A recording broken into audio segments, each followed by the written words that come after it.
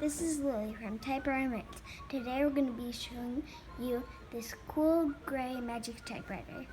And this is Ailey from Typewriter Minutes. Today we're going to be doing a for sale review video on the 1950 Royal KMG. Picked this up not long ago from a fellow who was selling a bunch of machines, and I lucked out on this and some of the other ones because they had already been serviced. This one was serviced by Abel Office Machines in Fort Worth in the last couple years and didn't have to do much to it. I gave it a light cleaning. The tabulator was a little bit weak, so I increased the tension on the mainspring, and it's typing like a dream now. Richard Polt's webpage has a bunch of typewriter manuals, and when you pull up the one for the KMG, it doesn't have the whole thing, but it has just the cover page that shows the different parts. And at the very top it says this model is the Gray Magic model. So I think the Royal Henry Dreyfuss Royal Quiet Deluxe model came out maybe a year or two before this one in 48 or 49, and I think the gray model was also known as the Gray Magic model. And like the Royal Quiet Deluxe by Henry Dreyfuss, this one has tombstone keys. So instead of the traditional round chrome rimmed keys, it has the cool, I call them tombstone, they look like tombstone keys. So this thing here is a big standard, and I mentioned this in a video review we just did of an HH. You would think that with this bigger machine that it would be heavier and more difficult to type on than a portable, but it's actually the opposite. Just the way they're constructed and the mechanics of it. These are actually really nice, really easy to type on, and we'll show you that in a few minutes when we do the type test. So this one is in excellent shape. It's gray, as you can see. Unlike the Royal HH, which had the smooth back to it, this one has this, I don't know what you call it, it's part of the tabulator, but it's kind of a hump on the back. That's what you've seen, that's what you'll see on even older Royals, like a Royal 10 that we have. And we'll come around to this side, you can see the paint is in excellent shape. So just a few of the features here. You got tab clear, tab set. You have the ribbon color selector here, red, black, and I guess they must have thought it was a high risk of accidentally going to stencil, because you can't put it in stencil unless you push this little safety lever in.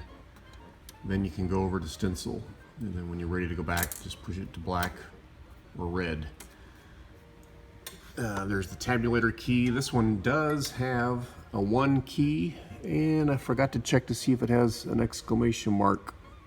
I'm not seeing it, so for exclamation you'll just have to do apostrophe backspace period. The backspace key on this, by the way, is nice and light, even though it's a big machine with a big carriage. Very easy to backspace. And we'll go ahead and pop the hood. Unlike the Royal HH, which has a push button release, this one you just lift up on the cover, on the ribbon cover, and you can see it has the special Royal spools. There's a little doodad in there that helps the ribbon reverse mechanism. And over here, this is your manual ribbon reverse, and then this is the ribbon release. When you push that, then you can move the ribbon spools freely. So Mr. Abel looks like he put an all black ribbon in this. I'm gonna keep it in there because I hate to waste ribbon, but when we do the type test, we'll put it on black and then on red, and you can see that it types equally well in both positions. Up here you have the little card guide levers. You can push them up if you're putting a little card in there to type on, and then when you're done, just push those guys and they pop back down. Come on over to this side and you'll see there's a dial. Now the Royal HH had a dial on this side which was for the carriage tension. This one does not have that. This one has a dial on this side, but it's for the touch control. So as you turn this handle, this dial here, it slowly moves these numbers, and that's the tension control for the keys. So higher numbers makes it a little bit more difficult to type. Lower numbers make it easier to type, and that's just a personal preference on how you like your touch control set. It has the nice giant heavy duty paper bail. Platen on this is actually in good shape. I can, unless I'm dreaming, I can actually get my fingernail in there a little bit, so it's not a super hard platen, not super soft, but it's in good shape. Right here you got the carriage release lever. You got nice loud bell, and I love the sound of the carriage moving on these old Royals. Hopefully you can hear that. Just a nice clicking sound. Here you got your paper release lever. You get your paper in crooked, just lift it up, scoot your paper. Here's your magic margin control. I'm gonna pass off the camera to Ailey. Well, I'll try to do it one-handed. When you're ready to set your right margin, you just pull that lever and it sets your right margin there. And you can also, when you have it at the right margin, if you lift that and then move the carriage wherever you flip it back, that's where your carriage will be set. So left one operates the same way. Back to the back side, not much to see here other than the Royal logo. A little bit worn, but overall the paint's in excellent shape. You can see all the little tabulator doodads in there. Every time you push a tab stop, one of these pops out. Coming on over to this side, whoa, there's your left side margin control, magic margin control.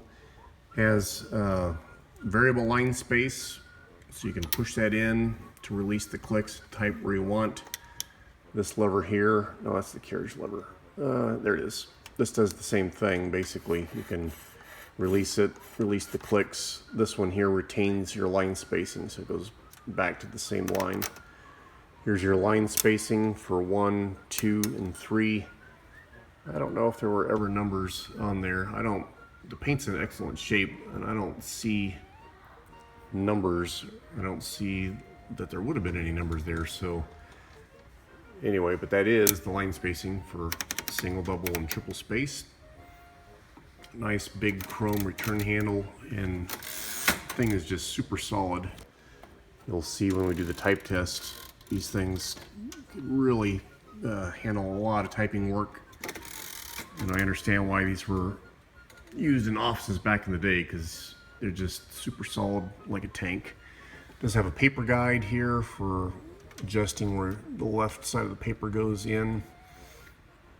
And I'll just show the tabulator. I think I have the tabulator set every 10 spaces. And if you want to clear them, now I'll let Ailey hold the camera for a minute. You can clear them out one at a time. I forgot to show this on the video for the HH, but if you hold the clear tab button and then move the carriage from left to right, it actually clears them out all at once. Or you can do them individually one at a time, but now you just space over to wherever you want the tab set and then push the tab set button.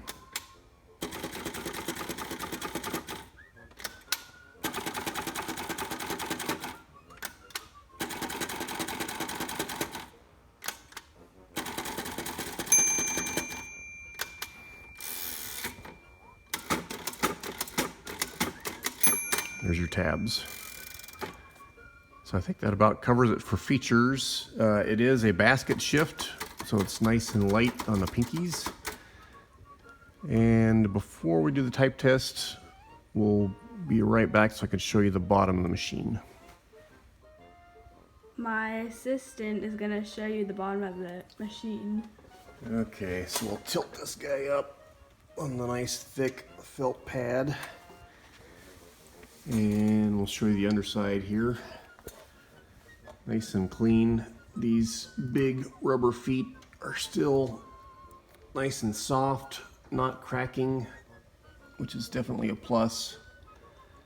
And you can see Mr. Abel does good work. This machine is nice and clean, and we'll show you why it stayed clean after he cleaned it, because the prior owner, I'll hand this back to Ailey, kept a nice clear dust cover on top of it. Here it is.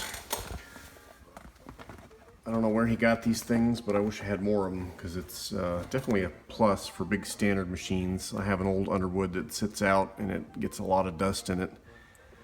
So I don't know how much these run, but I know they're not cheap. But this comes with the machine and helps keep the dust out. So we'll do the type test next. And now for the type test. 2 pieces of paper is always best. Maybe even 3, but I'm going to do 2.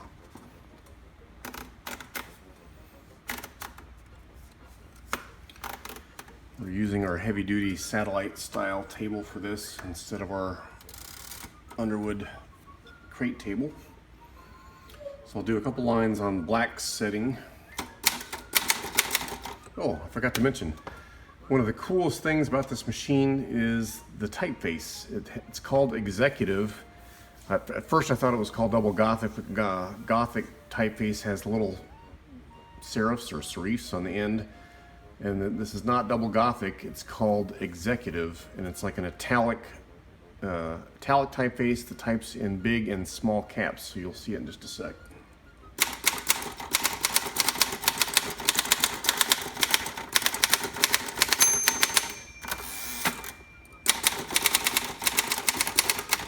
I think I had it on triple space. I'll go back to single space.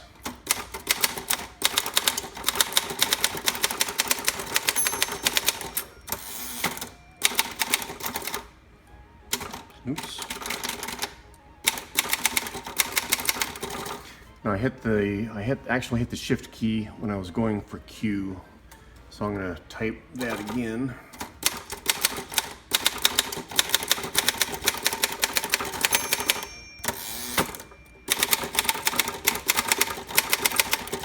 Thing types like a dream, really responsive. I don't know, the bigger the machine, sometimes the easier it is to type on. And the Royal standards, I love the way they type.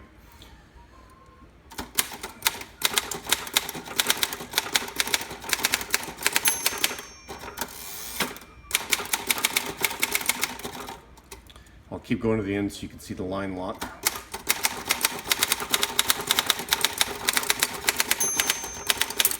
There's the line lock, so if you want to keep going, margin release.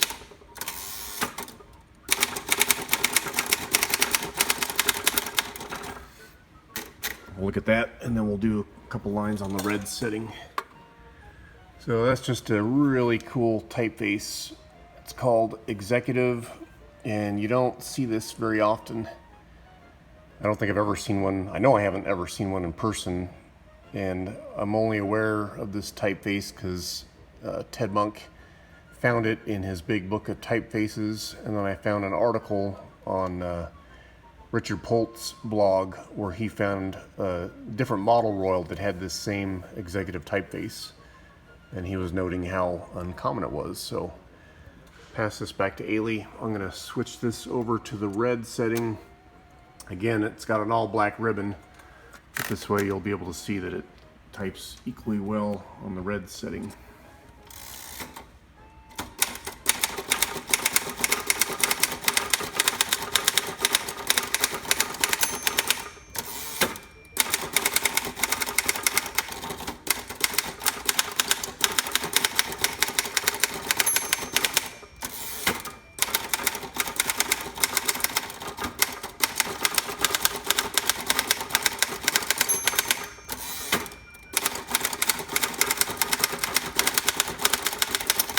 I don't care how fast you type, this thing keeps up with you. I love the sound of the heavy carriages on these things. They're just built like a tank.